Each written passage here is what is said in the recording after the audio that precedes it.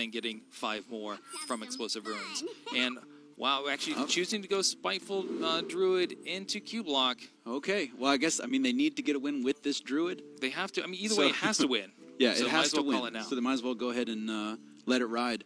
But we also know that waiting in the wings, if Claremont can pull this one out, Tempo Mage is good against Warlock, so then it's really just can they win the mirror? This whole thing might come down to a cube Warlock mirror. Yep. If it goes the distance. But looking at these opening hands, it looks like Claremont, once again, they actually have Greedy Sprite that they can play on 2 or 3, and Keleseth that they can play on 1 or 2.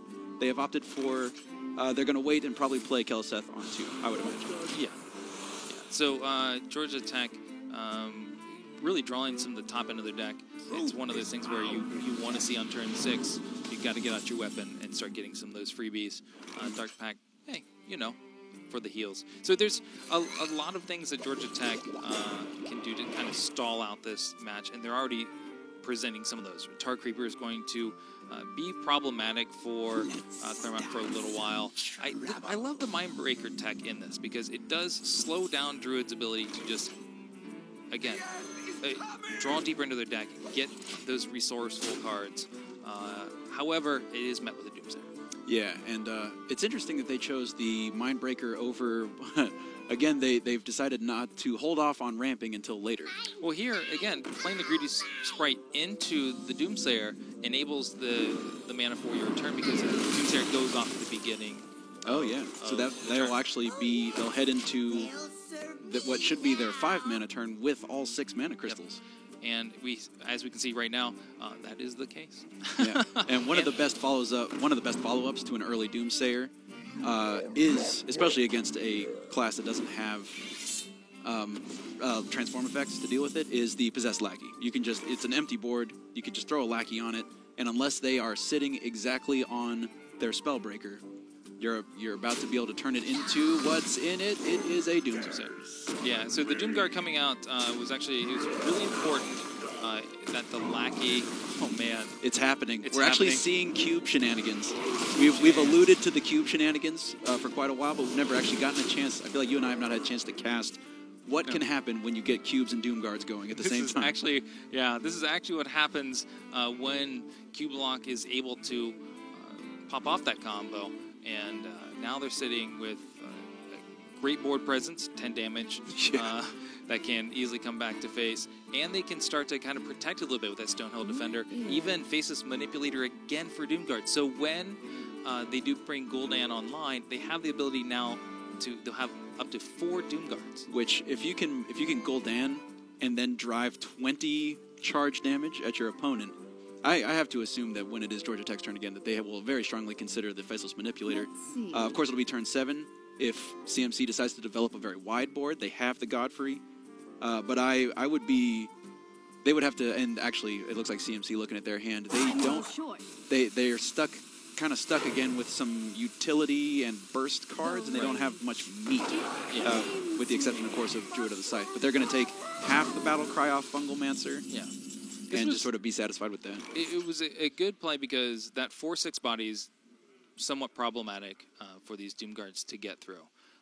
However, we can see that, well, now Defile's coming into hand. That's going to make it easy to clear up a decent amount of these. But I really like this Faceless Manipulator play into a Doomguard, largely because you're going to get you're threatening on turn 10, 20 damage to face. Yeah. Unless your opponent has something up and taunted up. And that's assuming this Lackey doesn't pull out the other Doomguard.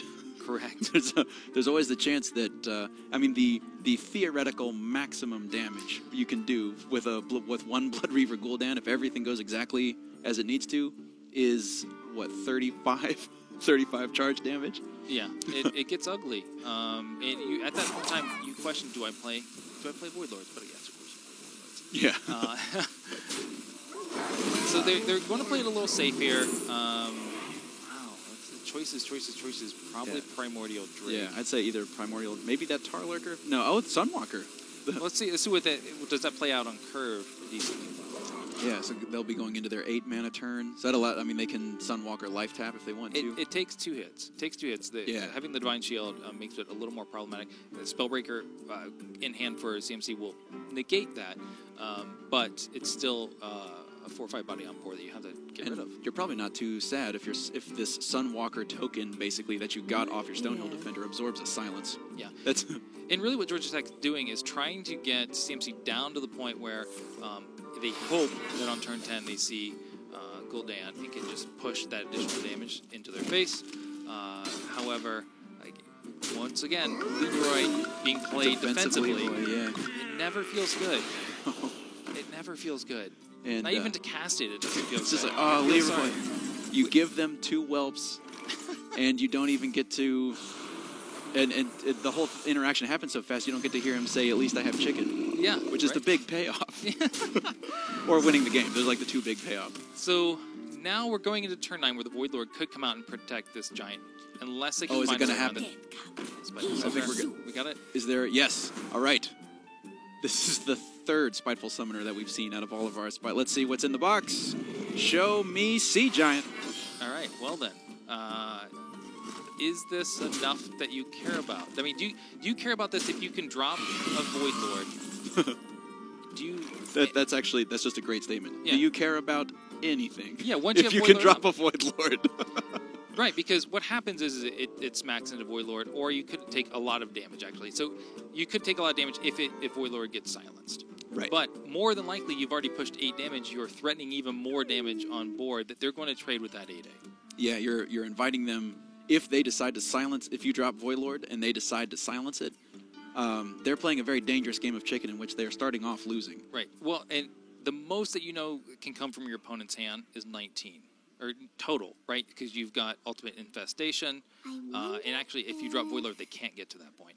But if in this current board state, they could do 5 damage from the Summoner, 5 damage from Ultimate Infestation, and another 9 damage on top of that with minions on board. That's true, and that's nothing to sneer at. But you could Voodoo Doll down this Sea Giant and live a little bit behind. You have an option to live behind.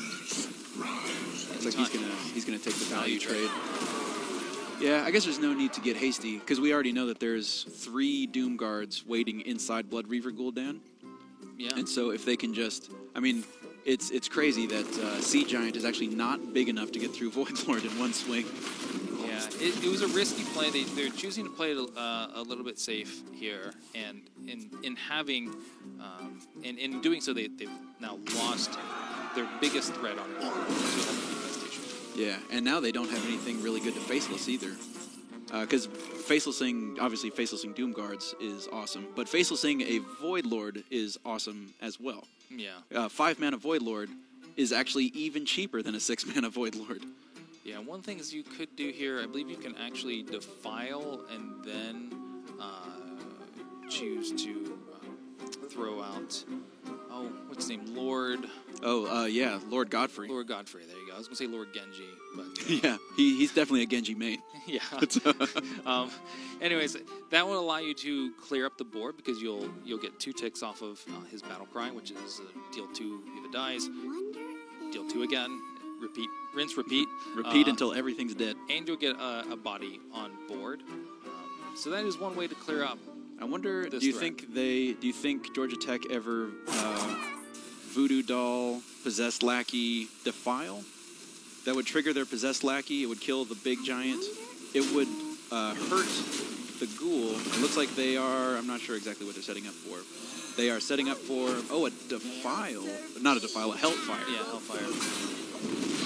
So this will draw... It's actually a coin flip. Void Lord. Well, that's right, because we haven't seen the other Doomguard come out yet. That one, the 3 that have been out thus far, or the 4 that have been out thus far? Just the 3 so far. Okay. But only one of them's from their deck. Yeah, only one of them is actually. The other 2 are from a particularly hungry cube. You know what that cube needs? Soylent. Oh, look at you. That cube. Just quick shout out to Soylent.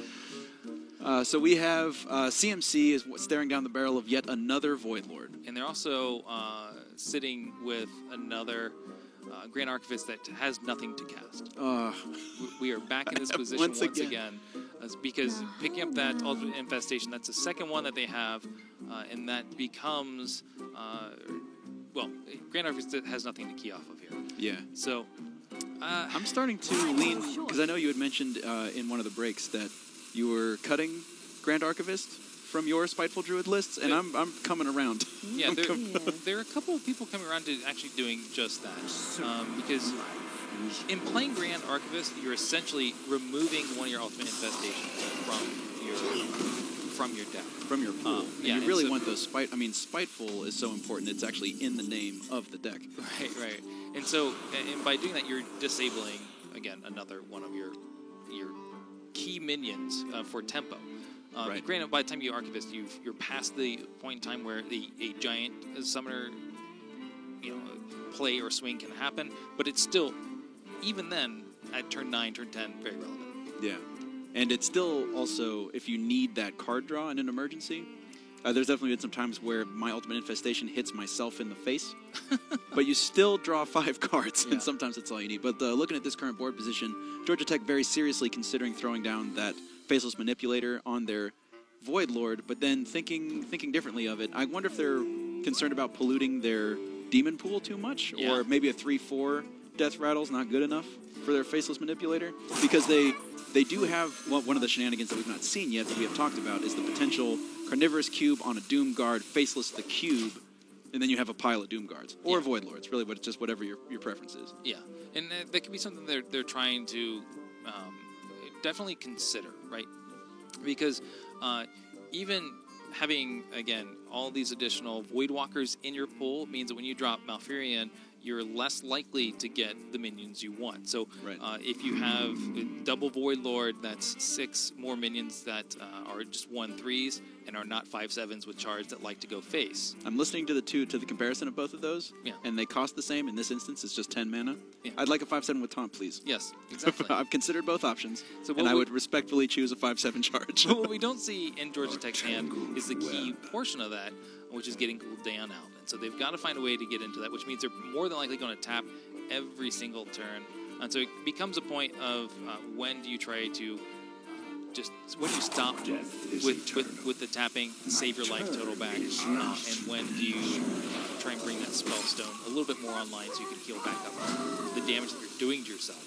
This is a big payoff for the taunts that you can get off Malfurion. If you can Fungal Mancer the taunts, all of a sudden they go from 1/5 kind of not scary to 3/7 much scarier taunt scarabs. So in here, there was a chance that you could have played a Mind Control attack and stole a 4/5. Oh, yeah. It is frozen. Doesn't necessarily help you. You're still keeping it offline. But let's see here. Wow, another Doom Guard. Oh yeah, so if they can find their skull now. All right, looks like they're going to go ahead and Hellfire this board away. So that should upgrade your Spellstone. Yeah, that is a regular Amethyst Spellstone, I believe. Leaves So you there's with- 5. That deals 5, heals 5. Yep. And now, again, we see a summoner coming into hand. I feel like this is the title of the show. Let's just change the title of the broadcast to Summoner in Hand Has Nothing to Do. Yeah, it's not really even a Spiteful Druid anymore, except for, it is a Spiteful Druid, but the deck is spiting you, in that Yes. it gives you all your Ultimate Infestations first and buries your Spiteful Summoners. Yeah, despite your your willingness to play a summoner on 6 and get something additional, it is never happening. So, No, despite your best efforts. yeah, despite your best efforts, completely. So, And here we actually see one of the downsides of including the Vicious Fledgling in your Spiteful Druid list, because if you draw them towards the end of the game, I mean, at least against Warlock is feeling pretty confident right now. They have big taunts in the way, and Vicious Fledgling is just a 3/3 for 3. yeah, Archivist is buffed, though, from Calzeth earlier. So it is a 5/8. It challenges both the minions on board. More than likely, you want to tank up here just so you have the additional health. You got to remember that, at one point in time, Gul'dan is coming for you. He is coming. And it will not be exactly pretty. So, So he can drop this Kobold Librarian, which will upgrade the Amethyst Spellstone to the Greater Amethyst Spellstone, which will actually allow it to get in there for 7 and make this 5/8 Grand Archivist much more manageable. yeah, and that actually could be a very, very important play for them. It could... we've seen Leroy played defensively, so you're Oh, yeah. less likely to have to deal with burst damage coming from CMC. This is now just a drag out fest of like, can I get to Gul'dan, play Gul'dan, and watch my opponent concede and let me go on through to the final. That's really what they're looking for. I feel like Kobold Librarian needs to come out, let them figure out what it is that they want to play.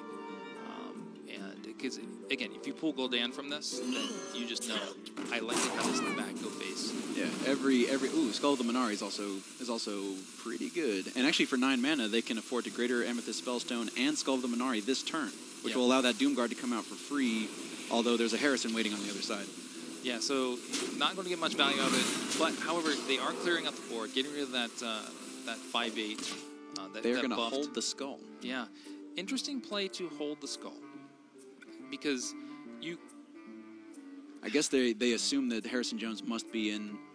Do they? I somehow they're making the read that Harrison Jones is in hand for Claremont right now, and they don't want to give them more cards.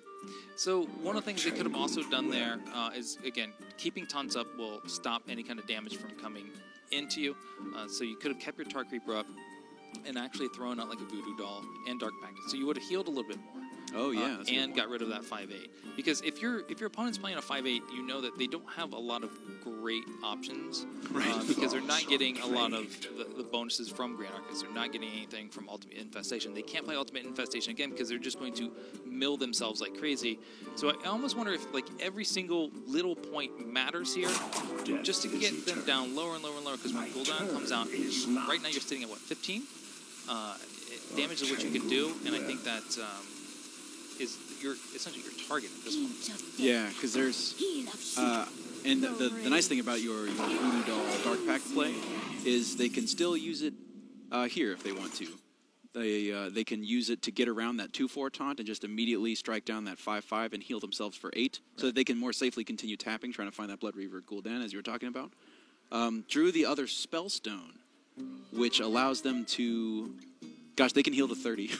They can heal to 30 this turn if they want to. Yeah, it's I think you tap, you see what you get, and that will determine largely. Again, every turn you should just be tapping. You know you've got so much health. You don't have to worry about Leroy coming out of the blue. Right. You don't really have to worry. You're not within range of Ultimate Infestation. Also, I like this play here largely because you don't have Gul'dan in hand. Oh, that's right. I forgot they've been holding on to that Faceless Manipulator. They're playing around MC Tech as well, which is a beautiful play, clearing up the board. I like this because, again, the minute Gul'dan comes into play, you can't you can't play Doomguard because you risk losing the game. Yeah. Because it's a well-known fact that if you play Doomguard, Gul'dan goes bye-bye. Every time. Every time. Without fail. It doesn't matter if it's a Soulfire. It doesn't matter if it's a Doomguard. Yeah. It doesn't matter if you have 10 cards in your hand. The minute you play a discard effect, you lose Gul'dan. Every single time. And so right now you're looking at, again, 14 damage coming from the opposing player side. Yeah. And it doesn't look good because they have the ability to heal up. If Gul'dan comes out, it's almost guaranteed that your day is done. They have just so many of these utility cards that don't help them against, because there's nothing to silence off. The Doomguards are just big creatures. Yeah. They're basically just big, no text creatures. So having these Spellbreakers doesn't really take away any of the pressure that they can apply. Yeah, Spellbreaker is pretty useless in this matchup. It's a body, but again, it's so much more damage is going to come at you. Now, let's talk a little bit about that Kobold Librarian. Most people would have been like, I want to get these, I want to push as much damage as humanly possible. But they know that in MC Tech, stealing one of your Doom Guards means that you can't get it back with Gul'dan. Right, that's right. It takes it out. It's a double edge. Another Kobold Librarian. Yeah, which is going to make that Spellstone even more potent. Yeah, that'll upgrade it to a regular Amethyst Spellstone and will allow it to clear either of these. They can either go ahead and remove the They can remove the Fledgling or the Spellbreaker, and then they can. I would assume. Oh, they're actually not going to use the Spellstone at all. I guess they're just going to trade their injured Sunwalker probably into the Vicious Fledgling. Yeah, definitely want to get that off the board because that can spiral pretty quickly. Oh, they're going to use their Doom Guards. Yeah, they're going to use both. Well, again, Doom Guards are almost disposable at this point in time. Yeah, that's right. Because you're going to get them back. You've only played one Void Lord. There are currently 4 Void Lords waiting in Gul'dan's hot tub. Is that right? You mean Doom Guards? Yes. What did I say? Void Lords? I'm sorry. I meant Doom Guards. It's hard not to say. Void Lords. So that's There he 5 is. now. And there's... The man of the hour. There it is. So that they... I'm just curious, how many Doom Guards... There's some Void Walkers sort of that are going to probably prevent this from being Do we have it? as fiery as it oh. never... Oh, my God. Oh my goodness. Georgia Tech Oh. physically knocked back in their chairs. Yeah. Wow. That is the exact reaction that you get when you draw that much damage on Gul'dan. We can't even believe it. They don't even know. Like, they're just, they're like, wow, talk about high rolling Gul'dan. Wow. They had more damage than they knew what to do with. I think that might have actually been the best. Well, you could have got a Void Lord. Sorry, you did. Right, that's right. Missed by a smidge. Yeah, almost. But 5 Doom Guards is good. What a way to end the day, though. Yeah. Right? Georgia Tech got knocked down to the lower bracket early on. Right. We commentated that one. And they have clawed their way with their control lineup all the way back to here, the losers finals, where they have won. And they are going on to the live finals. And that is super, super impressive.